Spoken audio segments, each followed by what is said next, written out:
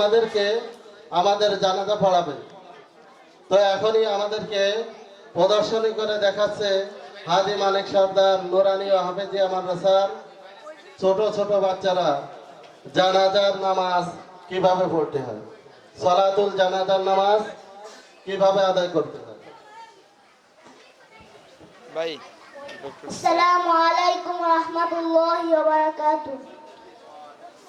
আমরা হাজী মানিক সর্দার নুরানি ও হাফেজিয়া মাদ্রাসার ছাত্র।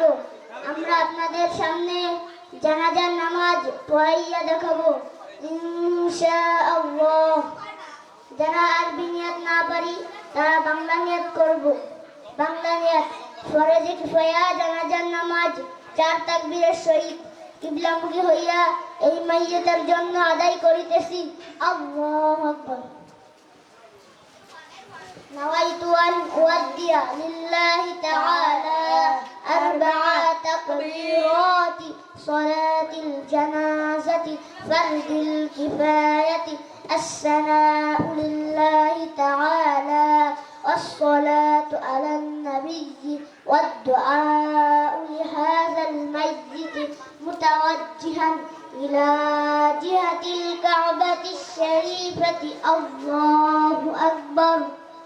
سبحانك اللهم وبحمدك وتبارك اسمك وتعالى جدك وجل ثناؤك ولا إله غيرك.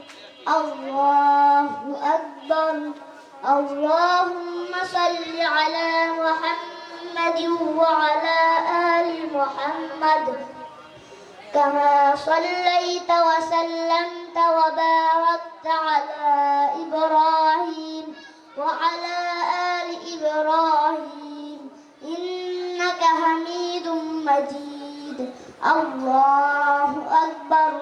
اللهم اغفر لي حينا وميتنا وشاهدنا وغائبنا وصغيرنا وكبيرنا وذكرنا وأنثانا.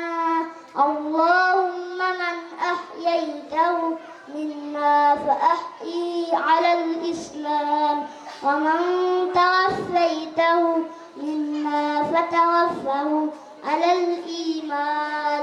الله أكبر. السلام عليكم ورحمة الله. السلام عليكم ورحمة الله. مرحبا.